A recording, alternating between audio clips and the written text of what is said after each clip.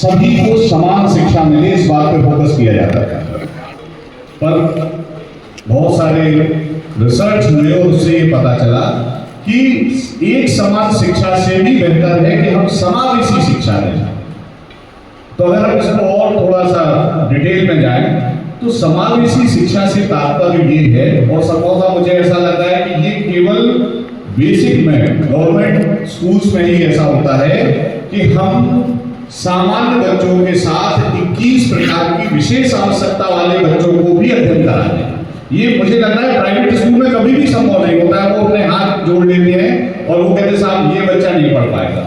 लेकिन बेसिक शिक्षा में केवल मेरे ख्याल से ऐसा होता है कि हम उन विशेष आवश्यकता वाले बच्चों को भी सामान्य बच्चों के साथ अध्ययन करा रहे हैं, और बच्चे की आवश्यकता के अनुसार अगर एक कक्षा में 30 बच्चे हैं तो जिस बच्चे की जो योग्यता है, जितनी उसे आवश्यकता है, उसके अनुसार उसे शिक्षा दे रहे हैं। मुझे लग रहा है ये बेसिक शिक्षा, जूनियर लेवल पे और बड़ी क्लासेस में ये बहुत बड़ा बदलाव है कि हम एक समान शिक्षा से समावेशी शिक्षा की ओर गए। तो मोटा मोटी ये समझ में आया कि बदलाव आवश्यक था। मेरा अनुमान है सदन इस बात से एग्री कर रहा है। इसके बाद अगला जो हमने बात रखी कि शिक्षा में बदलाव हुए, तो मुख्य बिंदु जो थे, मुझे ऐसा महसूस हो रहा है कि सदन को इतनी बातों से कोई ऑब्जेक्शन नहीं है। अब प्रश्न ये उठा कि क्या शिक्षक में भी कुछ बदलाव हुए, या वो जरूरी थे, या और कुछ बदलाव होने जा रहे हैं। जैसा कि सुनील सर ने कहा था कि, और हमारे दीक्षित जी ने भी कहा था कि ऐसा तो नहीं शिक्षक ही बदल जाए। ये भी बात यहाँ पे आ रही थी। तो सर अगर हम इस बात को देखें कि शिक्षक में क्या बदलाव हुए, क्योंकि हमारे आज का जो थीम है वो यही है शिक्षा और शिक्षक में बदलाव। तो शिक्षक में जो बदलाव हुए हैं, अब वो ज्ञान देने वाले से मार्गदर्शक की भूमिका में आ गया है। पहले शिक्षक का रोल केवल इतना सा था कि गुरुजी ज्ञान हुआ बस।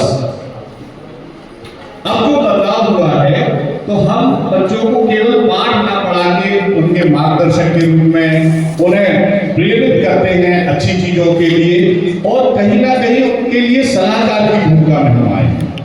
ये मुझे ऐसा लग रहा है कि शिक्षक के रूप में बदलाव सामान्य रूप से दृष्टिगोचर होता है। पहले की शिक्षा व्यवस्था, और हो सकता है इस विषय में कई टीचर्स का अपना एक तर्क रहेगा कि पहले जो शिक्षक था वो एक अनुशासन कर्ता के रूप में था। उसका काम था कि आप अनुशासन बना के रखिए बस, और ये कहा भी जाता है, कई बार हम देखते भी हैं कि शिक्षक की खड़ी रखा दीजिए। शिक्षक का पहले काम था कि वह अनुशासन करता रहे, लेकिन अब उसका रोल उससे कहीं बढ़ के हो गया है सहयोगी के रूप में। अब हम बच्चे के लिए एक सपोर्ट के रूप में काम करते हैं, और मुझे ऐसा लग रहा है कि इस बारे में सभी का विचार समान होगा। यहाँ एक विषय और आता है कि पहले शिक्षक का रोल था कि हम फलाने विषय के हैं, हम तो कला के हैं, लेकिन कई सालों से परिवर्तन देखने को मिला है कि एक शिक्षक जो है वो केवल विषय विशेषज्ञ नहीं है। अब उसका रोल जो है व्यक्तित्व निर्माता के रूप में ज्यादा उभर गया है। पहले हम ये देखा करते थे कि इंडिविजुअल टीचर है, उसका अपना एक रोल है, बस वो उसी रोल में रहता है और उस सांचे से कभी बाहर नहीं निकलता है। लेकिन अब हमने ये पाया है कि वह बहुत सारी विधाओं में पारंगत हो गए हैं और उसमें काम कर रहे हैं। अगर इसी बात को हम सब थोड़ा सा आगे बढ़ाएं कि शिक्षक स्थिर ज्ञान से निरंतर सीखने तक की ओर पहुंच गया है। पहले के अगर हम शिक्षक साथियों से अपने मिलते थे तो हम महसूस करते थे कि वो अपनी सीमाओं को, ज्ञान की सीमाओं को स्थिर रखते थे, लेकिन हम खुद ही इस दौर से गुजरे हैं कि हमने धीरे धीरे चीजों को सीखना शुरू किया, नई नई चीजों को हमने सीखा और बच्चों तक पहुंचाया, समाज तक पहुंचाया। अब मेरा सदन से अनुरोध है कि इन पंक्तियों को थोड़ा सा ध्यान दें, और हम चाहेंगे कि आगे चल के इन पर हम लोग बात भी करें कि शिक्षा में बदलाव केवल साधनों का बदलाव नहीं है, बल्कि सोच का बदलाव है।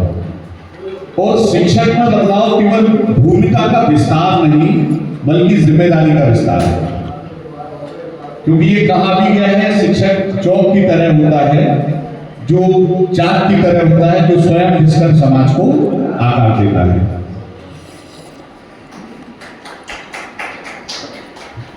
अब मैं सदन से चाहूंगा कि ये जो डायग्राम आप देख रहे हैं ये क्या कह रहा है?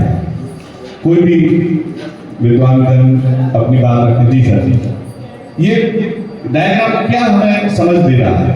विद्यार्थी है, इसकी नृत्य कला में रुचि है।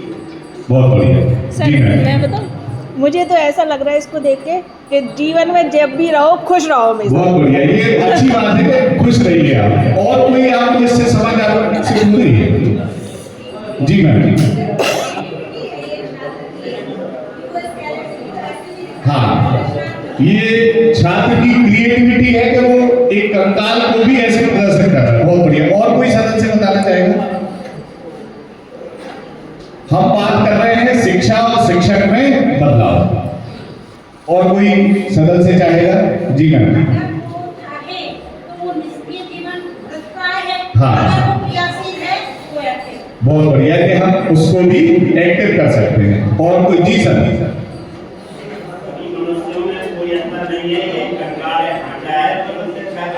बहुत बढ़िया, सभी ऐसे ही हैं, यही सत्य है और शिक्षा का फर्क है। बहुत अच्छी बात आपने कही। और कोई मुझे बताएगा?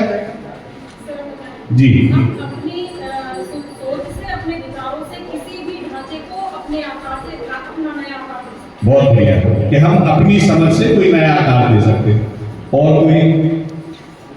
अगर हम इसे एक शिक्षक के रूप में देखें तो क्या हम ऐसा नहीं कह सकते? आप लोगों ने बहुत अच्छी बात कही, लेकिन हमारा विषय है शिक्षा और शिक्षक में बदलाव। क्या हम ये नहीं कह सकते कि जिस बच्चे की रुचि अगर ड्राइंग में है तो उसे हम कृपया करके साइंस की ओर ना धकेल दें, क्योंकि वो तो अपनी ड्राइंग ही दिखा रहा है ना, वो अपनी कला का प्रदर्शन कर रहा है, लेकिन हम उसे, उसका हो सकता है इंटरेस्ट नृत्य की ओर हो, बहुत अच्छा डांसर हो, तो वो तो वही समझेगा और हम उसे जबरदस्ती किस ओर धकेल रहे हैं? साइंस की ओर। लेकिन उसका जो विजन है वो तो शो वैसे ही करेगा। तो बहुत सारी चीजें यहाँ से निकल के आई हैं। जी जी सर।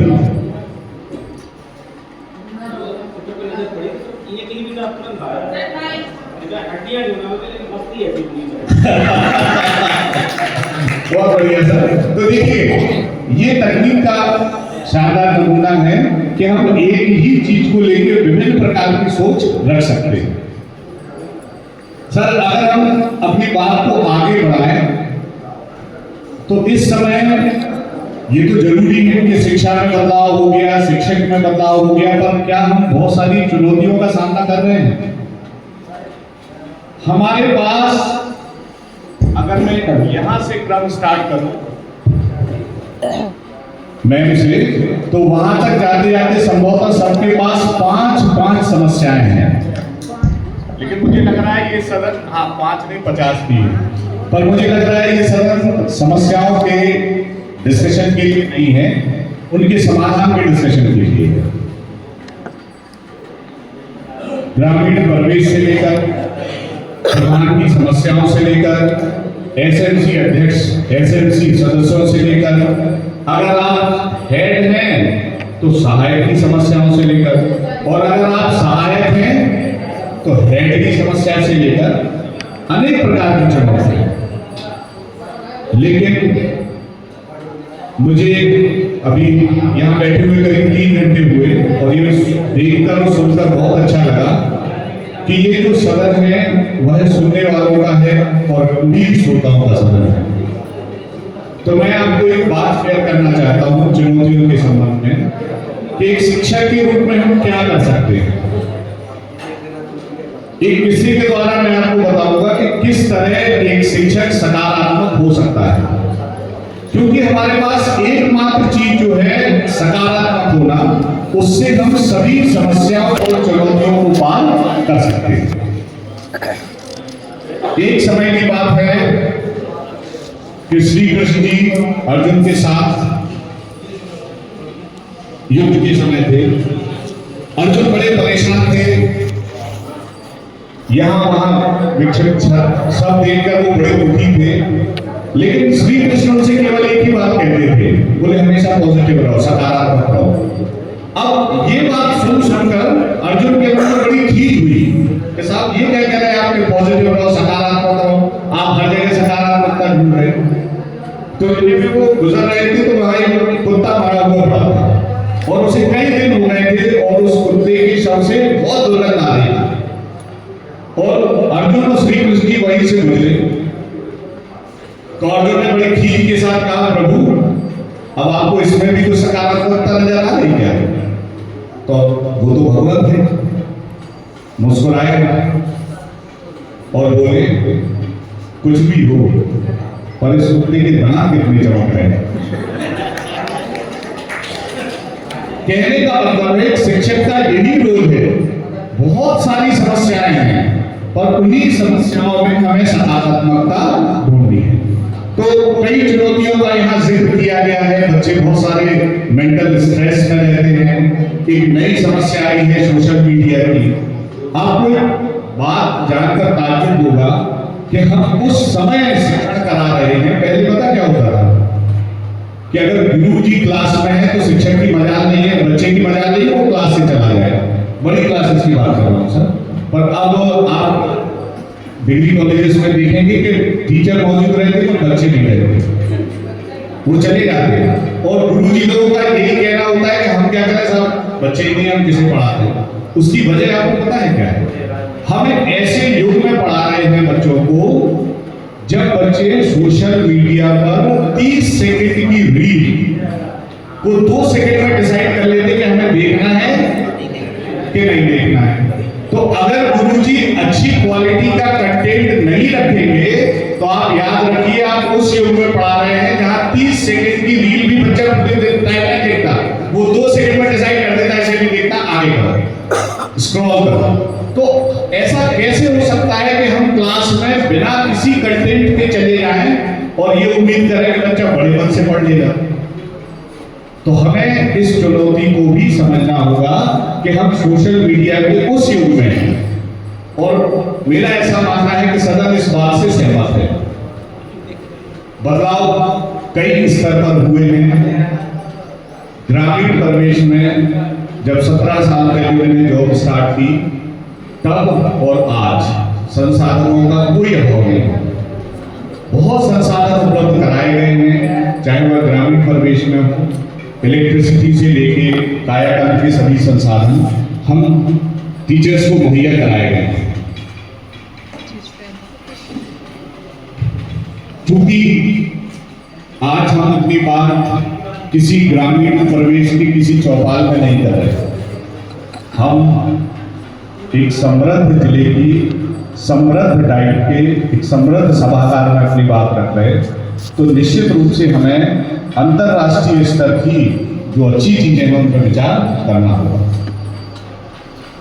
अगर हम कई देशों से ये सीखें कि वहां क्या बदलाव हुए और वो क्या कर रहे हैं तो आपको सुन के ताज्जुब होगा। सर मैं अपनी बात आगे रखूं। सर ने बताया था मेरा छोटा भाई 6 महीने के लिए सिंगापुर में था।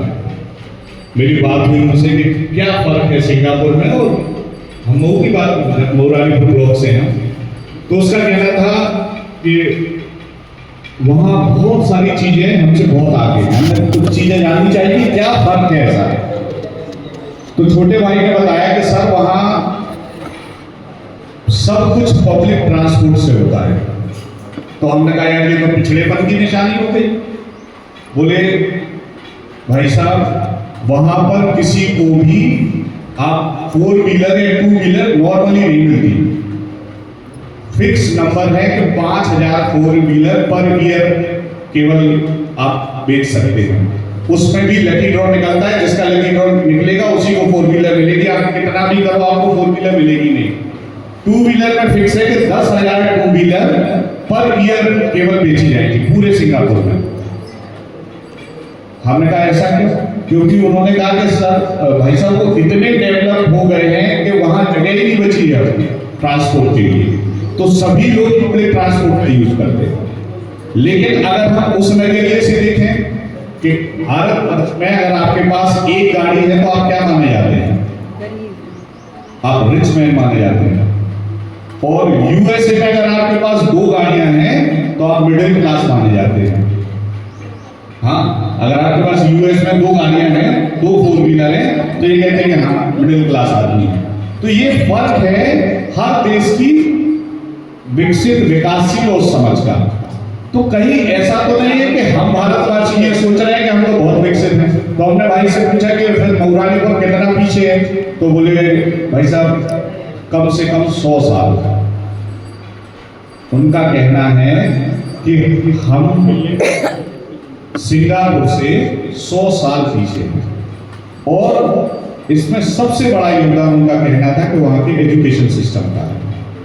तो हम लोग भी प्रयास कर रहे हैं, अथक प्रयास कर रहे हैं। फिर ऐसी क्या वजह है, तो कुछ उन बिंदुओं पे हम यहाँ सदन में चर्चा करेंगे। सबसे पहले बात आती है दुनिया में बेस्ट एजुकेशन सिस्टम जो माना गया है, वो किसका माना गया है? फिनलैंड का। बहुत छोटी सी आबादी वाला देश है और उसे बेस्ट एजुकेशन सिस्टम माना गया वहां का। अब सदन में मुझे ऐसा लग रहा है बहुत सारे प्रश्न भी आएंगे।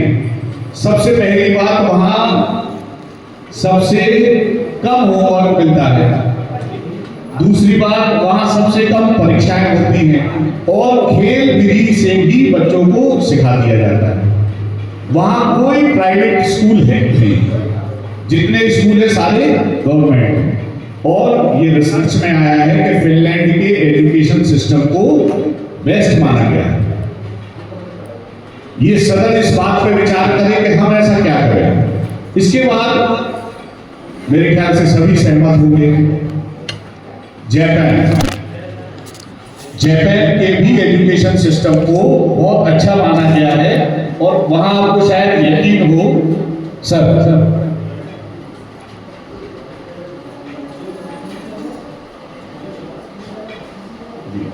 जापान में हर बच्चा अपना क्लासरूम, अपना टॉयलेट सब कुछ खुद साफ करता है। अब यहाँ मतभेद हो जाएंगे कि साहब हम अपने यहाँ करवा ले तो अभी यहाँ सस्पेंड हो जाएंगे। हाँ बिल्कुल जी जी हाँ, यही बात होती है। और आपको मैं इसी विषय में बताऊं कि ये बात योगी जी ने भी बोली थी। सर मैं उनका सुन रहा था लाइव सेमिनार, तो उन्होंने कहा था कि आप बच्चे से, मैं देखता हूँ बहुत बार शिकायतें आती हैं कि गुरुजी बच्चों से साफ सफाई करवा रहे हैं और मैं इसको गलत नहीं मानता, लेकिन शर्त ये है कि गुरुजी पहले झाड़ू खुद पकड़े रहे। बोले अगर गुरुजी खुद झाड़ू पकड़े होंगे और बच्चे साथ में कर रहे होंगे कभी शिकायत नहीं होगी। लेकिन अगर बच्चा ही झाड़ू पकड़े रहे तो फिर शिकायत होना लाजमी। हो सकता है इस बारे में मतभेद हो, पर ये जापान का मॉडल है। वहां बच्चे स्कूल, क्लासरूम, टॉयलेट सबकी सफाई खुद करते हैं।